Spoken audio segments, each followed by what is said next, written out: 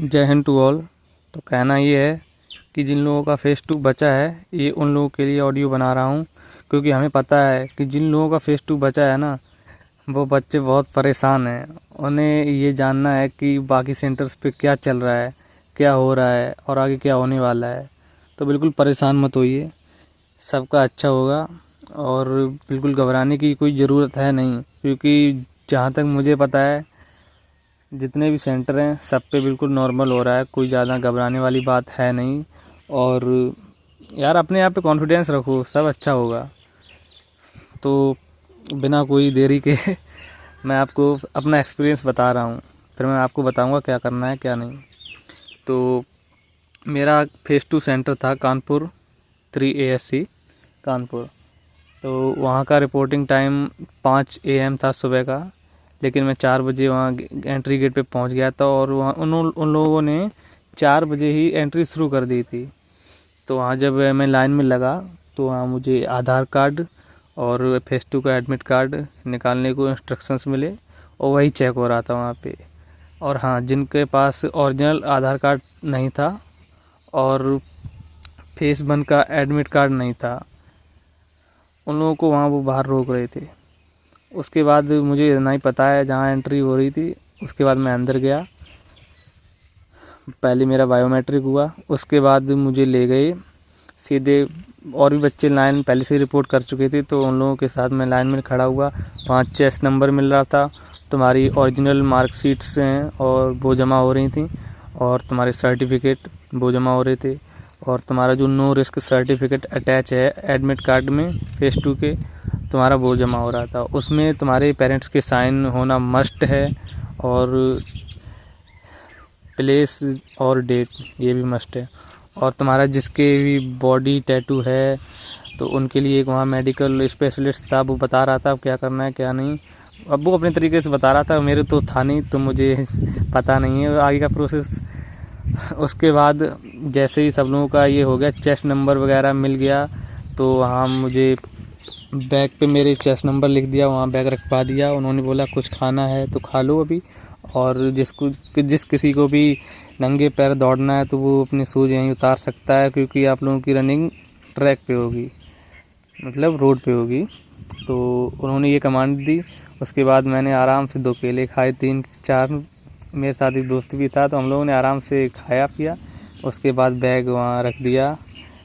उसके बाद सीधे वो बस में ले गए, वहाँ बस में बैठाया, वहाँ से सीधे रनिंग ट्रैक पे ले गए। वहाँ बस वहाँ पे हम लोग बैठे रहे बहुत देर तक। फिर उसके बाद एक दूसरी बस आई, काफ़ी मतलब बच्चे इकट्ठे कर रहे थे वो। तो जब 160 बच्चे हो गए तब उन्होंने क्या किया, 160 को खड़ा किया, उन्होंने ब्रीफिंग दी कैसे दौड़ना है कैसे नहीं। और उसके बाद फिर जैसे उन्होंने बोला कि दौड़िए मतलब ऑन द सेट रेडी गो बोला था। तो जैसे वो गो बोलते हैं तो सबको वहाँ से निकलना होता है। तो उन्होंने गो बोला, सारे बंदे निकल गए। और हाँ, जब आखिरी वाला बंदा वहाँ से निकल जाता है तभी वो टाइमिंग स्टार्ट करते हैं। और बाकी तो फिर हमें पता नहीं कि हमारी रेस कंप्लीट हो गई थी, लगभग 6:20 या 6:10 में हो गई थी। और उसके बाद मुझे पता ही नहीं चला कि अब पीछे क्या हुआ क्या नहीं। आगे मुझे अपना ही होश नहीं रहा, मुझे चक्कर आने लगे थे, काफ़ी गर्मी भी थी वहाँ पे। उसके बाद लगभग 15-20 मिनट मिल गए थे, लाइन लगवाई। जो बच्चे क्वालिफाई हो चुके थे उन्हें फिर वहाँ से अंदर ले गई। फिर जितने भी बच्चे, और पहले से ही एक बैच दौड़ चुका था तो बच्चे वो क्वालिफाइड वाले वहीं थे, और जो रिजेक्ट थे वो तो बाहर ही रह गए। और उनके पता नहीं उनके साथ क्या हुआ, खैर हमें तो इतना। फिर बाकी जो बच्चे पहले से ही क्वालिफाइड थे वहाँ थे, उनके साथ हम लोग भी मिल गए जाके। फिर उसके बाद में ज़्यादा नहीं, वहाँ 10 मिनट और लिए होंगे उन लोगों ने। फिर वहाँ एक कोच आए, उन्होंने हम लोगों को बताया कैसे क्या करना है, कैसे पुशअप्स करनी है, कैसे सिटअप्स करनी है, कैसे स्क्वाट्स करनी है। तो वो पहले से ही बता रहे थे कि ये सही तरीका है करने का, और बाद में बता रहे थे कि रॉन्ग तरीका क्या है करने का। तो पहले वो बता देते थे कि हाँ ऐसे करनी है, इसमें आप क्वालिफाई होंगे, और बाद में बताते थे कि अगर आपने ऐसे कर दिया तो आप डिस्क्वालीफाई हो जाएंगे। तो हमारे हिसाब से वो काफ़ी ठीक बता रहे थे और अच्छा बताया उन लोगों ने। और हाँ, एक बात है, लेकिन एक ही साथ में 400 की पुशअप कराई, स्क्वाट कराई, रनिंग कराई, रनिंग नहीं, स्क्वाट और सेटअप और तुम्हारी जो पुशअप हैं वो एक ही साथ कराए थे। उसके बाद लगभग 8:30 तक ये सब हो चुका था। उसके बाद फिर वहाँ उन्होंने लाइनिंग लगवाई। फिर ये बोला कि जिस किसी को भी जीडी के लिए मतलब कपड़े चेंज करने हैं अपने तो वो कर सकता है, कोई रोकबंदी नहीं है। तो जो बच्चे लाए थे अपना रख के white shirt, black pant, black tie, shoes वगैरह वगैरह, तो वो लोगों ने ग्राउंड पे ही कर लिया सब कुछ। भाई मैं तो ठहरा गाँव का, तो मैंने अपना बस जो रनिंग में था वही रखा मैंने शुरू से लास्ट तक। उसके बाद ले गए हॉल में, जहाँ लगभग 500 चेयर्स पड़ी थी। वो हॉल में जाते ही एकदम NDSSB वाली फीलिंग आ रही थी। तो वहाँ ले गए। फिर उन्होंने वहाँ डॉक्यूमेंटेशन किया, काफ़ी फॉर्म दिए भरने को, जो भरने थे। पहले तो PIQ फॉर्म दिया, पर्सनल इन्फॉर्मेशन क्वेश्चंस ये वगैरह, तो काफ़ी वो भरवाए फॉर्म वगैरह। मार्कशीट के सेट बनवाए, 10th 12th की मार्कशीट और सर्टिफिकेट की 3 सेट बनवाए। काफ़ी वो प्रोसेस था, वो अपने करते रहे। और बाकी इंस्ट्रक्टर्स आते रहे, वो बच्चों को 20 को जितने मतलब उनका मन होता था वो ले जाते रहे, उनका GD होता रहा। तो भाई ये सब प्रोसेस हो गया। मुझे फिर आने लगी नींद, काफ़ी बच्चों ने हेड डाउन कर लिया, तो मैं सो गया। जब मेरी आँख खुली तो 11 बजे थे। जैसे ही मेरी आँख खुली उसके 1-2 मिनट बाद एक इंस्ट्रक्टर आया, उसने जैसे ही चेस्ट नंबर बोला 320, फिर उसके बाद 320 के बाद ही मतलब मेरा 334 था, तो उसने 19 बच्चे किए थे, तो 339 तक 339 तक वो उसने चेस्ट नंबर बोले, उसमें मेरा भी था। तो वो ले गया एकदम, मुझे तो शौक हो गया कि मैंने कहा इतनी जल्दी यार। तो 11 बजे वो ले गए हमको GD के लिए। तो अब आपको ध्यान से सुनना है कि GD में क्या हुआ। GD में वहाँ ले गए तो वहाँ विंग कमांडर मैम थी और कमांडिंग ऑफिसर थे, एक जेंट्स थी एक लेडीज़ थी। तो मेरे हिसाब से तो ma'am was very cool and calm of their mind, and also sir भी थे, लेकिन मैम ज़्यादा ही थी। तो जैसे ही गए वहाँ मैम ने बोला please have a seat all of you.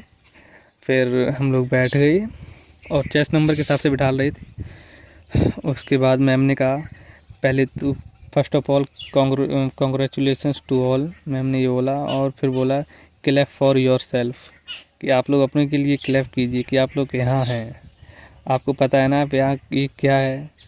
तो काफ़ी बच्चों ने बताया कि हाँ फेज़ 2 है, GD है कोई है। तो मैम ने बोला ये आपका फाइनल एग्ज़ाम है, आपको यहाँ से फाइनल मिलेगा। तो फिर उसके बाद मैम ने काफ़ी अच्छा ब्रीफिंग दिया। मैम ने बोला कि हम आपको ऐसे ऐसे ये करवाएंगे, आपको 10 मिनट दिए जाएंगे लिखने के लिए, हम आपको ब्रीफिंग भी देंगे, आपको एक रफ पेज मिलेगा, एक फेयर पेज मिलेगा। तो एक चेस्ट नंबर था 320, उससे बोला कि आप ये लीजिए पेज और सबको डिस्ट्रीब्यूट कीजिए। तो उसने सबको डिस्ट्रीब्यूट किया। उसके बाद मैम ने बोला कि अब मैं आपको पैसेज एक ब्रीफ करूँगी और उसमें से आपको जो भी समझ में आए, जो कुछ भी आपके पल्ले पड़े, आप वो अपनी रफ वाली शीट पे लिखना है आपको। और फिर उसके बाद मैं आपको 10 मिनट दूंगी लिखने के लिए, वो आप फेयर पे लिखेंगे। तो जब मैम ने ब्रीफिंग किया तो सबसे पहले उन्होंने जो टॉपिक था वो टॉपिक बोला। तो मेरा टॉपिक था जस्टिस डिले जस्टिस डिनाइड। तो हमारा टॉपिक उन्होंने ये टॉपिक बोल के बस स्टार्ट कर दिया पढ़ना। फिर समझ में ही नहीं आ रहा था क्या बोल रही हैं। तो जो मुझे मेन पॉइंट लगे तो वो मैंने अपनी रफ पे पॉइंट ही बना के लिख दिए बस। बाकी ब्रीफिंग ख़त्म हुई तो उन्होंने चेस्ट नंबर एक था 335 मेरे बगल में बैठा था, उससे बोला कि कलेक्ट की ऑल द, नहीं यार सॉरी गलती हो गई, ऐसे वो मतलब उन्होंने जब ब्रीफिंग ख़त्म कर दी तो ये हुआ ये। फिर हमको बोला कि now you can write what you understand in your fair sheet. फिर हिंदी में बोला कि आप लोगों ने जो कुछ भी समझा है वो आप अपनी फेयर में लिखिए, आपको इसके लिए 10 मिनट दिए जा रहे हैं। उन्होंने अपना टाइमिंग स्टार्ट किया मोबाइल में, बस स्टार्ट कर दिया। काफ़ी लौंडे उन्होंने लिख दिया, काफ़ी लौंडे उन्होंने पेज भर दिया पूरा का पूरा। हम ठहरे थोड़े वैसे, तो हमने बस पॉइंट ही लिखे थे, 8-10 पॉइंट लिखे, ज़्यादा नहीं, 8 से भी कम ही होंगे, हमें ध्यान नहीं था। पॉइंट लिखे मैंने बस। फिर उसके बाद कलेक्ट कर लेंगी रफ वो फेयर सीट। और लेकिन रफ सीट हमारे पास ही रही। मैम ने ये बोला था कि आप लोग जब गुरु जीडी में रफ सीट यूज़ कर सकते हैं, जीडी जो रफ सीट में तुम लोगों ने पॉइंट बनाए हैं वो जीडी में बोल सकते हो। तो जैसे ही जीडी स्टार्ट हुआ सारे बच्चे एकदम बोलने लगे, चिल्लाने लगे, एकदम किसी की कोई सुन ही नहीं रहा था। फिर धीरे धीरे ग्रुप की कंडीशन मेंटेन हुई थोड़ी बहुत। फिर उसके बाद काफ़ी अच्छा रहा हम लोगों का जीडी का प्रोसेस। काफ़ी देर तक चला, 20 से 25 मिनट तक चला और काफ़ी मज़ा आया जीडी में। काफ़ी लौंडे बोल रहे थे, काफ़ी सुन रहे थे, सिर्फ चुप बैठे। और हाँ, एक बात आपको मैं बताना चाह रहा हूँ कि आप लोग इंट्रोडक्शन ऐसे देना, बिल्कुल एकदम फुल ऑफ कॉन्फिडेंस से देना। क्योंकि एक मेरा चेस्ट नंबर था 320, शुरुआत उससे ही हुई और उसने ही अपना इंट्रोडक्शन नहीं दे पाया। तो मुझे बहुत दुख हुआ कि यार इंट्रोडक्शन नहीं दिया इसने और वो बाद में आउट भी हो गया। तो इंट्रोडक्शन ऐसे देना जैसे आप रट के गए हो। तो फिर उसके बाद जब वो नहीं बोल पाया, उसके बाद दूसरा जब लौंडा बोला कि hi my name is this and I am from here and I have done this and I want to join Indian force this भाई and my hobbies are this this this, तो मैम हंस रही थी बहुत कि उन्हें पता था कि ये रटा हुआ है। तो ऐसा था। तो आपको ऐसे देना इंटरव्यू कि ना ही लगे कि रटे हुए हो और ना ही लगे कि बिल्कुल आता ही नहीं है। बिल्कुल नॉर्मल तरीके से देना है कि हाँ my name is this and I am from here and I have done this, I have completed this, I my hobbies are this, ऐसे बोलना है बिल्कुल कॉन्फिडेंस होके। और 30 सेकंड मिलेंगे आपको उसके लिए और 30 सेकंड में आपको जो टॉपिक है उसके बारे में ब्रीफ करना है।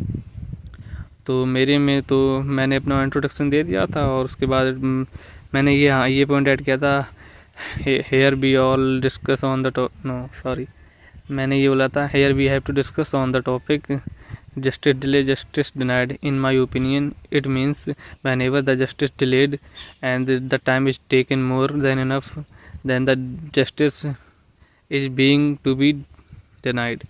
And we will discuss this issue in brief in GD. That's all about me. ऐसे मैंने बोल दिया था। उसके बाद हम लोग GD में बहुत ही देर तक चला। काफ़ी लड़कों ने उसमें करप्शन इन्वॉल्व किया। काफ़ी लोगों ने lack of education, lack of awareness, ये चीज़ें होती रही। और बस इन्हीं 3 चीज़ों के ऊपर GD होती रही और 20-25 मिनट GD चला। तो उसमें सारे बच्चे बोल ही चुके थे, मतलब कुछ थे जो नहीं बोल रहे थे और शायद वही आउट हुए। लास्ट में 4-5 बच्चे आउट हुए थे। तो जब जीडी मैम ने बोला नाउ स्टॉप एवरीवन, और फिर उन्होंने बोला कि रफ सीट जो हम लोग के पास थी वो कलेक्ट की गई। उसके बाद मैम ने बोला all the best all of you. उसके बाद हम लोग चले गए, फिर बैठे रहे और मैम अपना 15-20 मिनट मैम ने लिए, वो अपना रिजल्ट बनाती रही।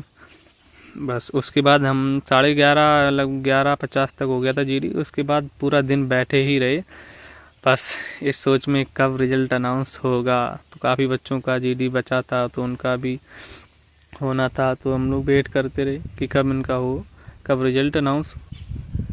उसके बाद लगभग 5 नहीं लगभग 7 बजे ले गए हॉल में फिर से। जिनका मतलब होता जा रहा था उन्हें बाहर बैठा रहे थे, जिनका बचा था वो अंदर हॉल में बैठे। जब सबका हो गया सब लोग बाहर इकट्ठे हो गए। उसके बाद हॉल में ले जाया गया, सारे बच्चे बैठे थे, सब वेट कर रहे थे रिजल्ट का। फिर आए commanding officer Peter Paul, Kanpur के हैं, मस्त हैं, तमिलनाडु से बिलोंग करते हैं, काफ़ी अच्छे हैं बिल्कुल। तो कमांडिंग ऑफिसर आए, उन्होंने ब्रीफिंग दी। पहले तो ब्रीफिंग दी कि आप लोग काफ़ी लोग यहाँ से आउट होंगे तो बाहर जाके रोना नहीं है, बाहर जाके नारे नहीं लगाने, मतलब वो सैड नहीं होना है। यार तुम लोग अभी स्टार्टिंग तुम्हारा है, फेलियर से घबराना मत, फेलियर बहुत आएंगे ज़िंदगी में। अपना उन्होंने बताया कि हम 3 बार एसएसबी आउट हैं, चौथी बार में मेरा रिकमेंडेशन हुआ, तब मैं यहाँ विंग कमांडर हूँ आपके सामने। तो उन्होंने बहुत कुछ समझाया। तो फिर बोला हाउस द दोस्त, तो सारे लौंडे चिल्ला रहे थे, तो वो काफ़ी खुश हुए। उसके बाद बोले कि थोड़ा आप लोगों का रिजल्ट डिले हो रहा है और 15-20 मिनट लगेंगे, फिर वो ब्रीफिंग देके चले गए। तो काफ़ी लड़के बोर हो गए। फिर जैसे तैसे टाइम तो बीत ही रहा था, फिर 4 रजिस्टर आए, तब सारे लड़कों की धड़कनें बढ़ गई। वहाँ पे हॉल था, जितने भी थे तब जो बच्चे आउट हुए हैं उनके चेस्ट नंबर बोले जा रहे थे और उनको लाइन लगवाती जा रही थी। तो जैसे जैसे नाम बोलते गए चेस्ट नंबर धीरे धीरे तो वो आउट होते गए, उनको बाहर निकाल दिया गया। जो मतलब रिकमेंड थे वो वहीं बैठे रहे। तो जब लास्ट में मेरा चेस्ट मतलब मेरा रजिस्टर खोला गया तो उसमें जब 320 उन्होंने बोला चेस्ट नंबर, क्योंकि वो आउट था। वो इसलिए आउट था कि उसने अपना इंट्रोडक्शन सही से नहीं दे पाया था, वो बोला ही नहीं था। तो उसका जब बोला तो हमें लगा कि हाँ मेरे ग्रुप वाला अनाउंसमेंट हो रही है। तो जब उसमें मेरा नाम नहीं बोला तब मुझे सुकून मिला। फिर भी मैं मतलब सोच में था कि यार पता नहीं ये कौन से हैं। तो जब वो सब बाहर चले गए तब वो जो कमांडिंग ऑफिसर थे उन्होंने बोला, rest of all the candidates congratulations, you all recommended for the final medical. तब जाके खुशी मिली बहुत ही ज़्यादा। तब 9:30 बजे का टाइम था तब। फिर उसके बाद कमांडिंग ऑफिसर पीटर पॉल ने ब्रीफिंग दी मेडिकल के बारे में कि क्या होगा, कैसे जाना है, कहाँ जाना है और क्या क्या नहीं करना है। काफ़ी अच्छे से बताया। ये भी बताया कि आप लोगों को अपने छपरी फ्रेंड के साथ नहीं घूमना है, जो बाइक तेज़ चलाते हैं, जो आरामी हैं थोड़े, जो ज़्यादा पंगे कर देते हैं, उनके साथ मत रहना। क्योंकि अगर एक बार तुम्हारे अंदर कुछ कमी हो गई तो फिर तुम्हारी ज़िंदगी बर्बाद ही हो जाएगी, ऐसे समझो। और वो सही बता रहे थे। और ये भी बताया कि PSL कब तक आएगी। तो PSL अब तुम्हारी अक्टूबर में आएगी, उसके बाद फाइनल एनरोलमेंट भी दिसंबर तक आ जाएगा और ज्वाइनिंग वही तुम्हारी स्टार्टिंग होगी जनवरी में शायद। तो ये था हमारा फेज़ 2 का जर्नी। और जो लोग देने जाने वाले हैं उनसे मैं सिर्फ यही कहना चाहता हूँ कि बिल्कुल घबराने की ज़रूरत है नहीं। बस तुम्हें खुद पे कॉन्फिडेंस रखना है। और हाँ, ये सोच में मत रहना कि हाँ मैं GD का ये पॉइंट रट ले, कुछ नहीं होता है। वहाँ तुम्हें ऐसा अनएक्सपेक्टेड मिलेगा बिल्कुल टॉपिक जो तुमने पढ़ा नहीं होगा। क्या जस्टिस डिले जस्टिस डिनाइड हमने कभी सोचा था? क्या आप लोगों ने सोचा? बताइए कभी। क्या आपने कहीं पढ़ा या फिर मैंने पढ़ा? नहीं पढ़ा ना, तो फिर किस सोच में है? वहाँ खुद ही बताएंगे, आपको टॉपिक बताएंगे पहले, फिर उसके बारे में बोलेंगे। तो बस आपको तभी थोड़ा एक्टिव रहना है और जो पॉइंट्स उसमें इंपॉर्टेंट हैं वो नोट कर लेने अपने रफ पे। और बाद में बस वही रफ पे पॉइंट्स हैं वही थोड़े डिटेल में करके पॉइंट बना देना, रफ पे लिख देना। और तुम्हें GD में बोलना होगा तब उसमें नहीं तुम्हारे पास रफ रहेगी, रफ शीट, उसमें देख के GD में बोल दो। दिक्कत क्या है? कुछ ही नहीं दिक्कत। फिर क्यों घबरा रहे हो सब लोग कि ये बात करनी? हाँ, डॉक्यूमेंट अपने ओरिजिनल ले जाना। मार्कशीट 10th 12th की जो CBSE बोर्ड से हैं जिन्होंने अभी रिसेंटली 2020 के बाद ही किया है तो वो अपने ओरिजिनल मार्कशीट ही ले जाएं, क्योंकि उनके वही मार्कशीट और सर्टिफिकेट वही होती है, उनकी जो मार्कशीट होती है। बाकी जो UP बोर्ड और अदर बोर्ड्स के हैं तो उन्हें तो सर्टिफिकेट ले जाना कंपलसरी, और भी ओरिजिनल, और उसकी 4 फोटो कॉपी भी ले जानी है। तो ये बात ध्यान रखना, क्योंकि डॉक्यूमेंटेशन में कोई कमी ना रह पाए। बाकी GD के लिए बिल्कुल मत घबराइए। GD में आप सिर्फ 3-4 बार बोल देना GD, जब वो GD ग्रुप डिस्कशन तो 3-4 बार बोल देना, बाकी तुम्हारा हो जाएगा। और थोड़ा बॉडी लैंग्वेज ठीक रखना। हमारा तो ठीक ही था, तो हम क्या बताएं आपको। और हाँ, इंट्रोडक्शन ऐसे देना है कि ना ही रटा हुआ लगे, ना ही तुम्हें ऐसा लगे कि आता ही नहीं है, बिल्कुल भी नॉर्मल।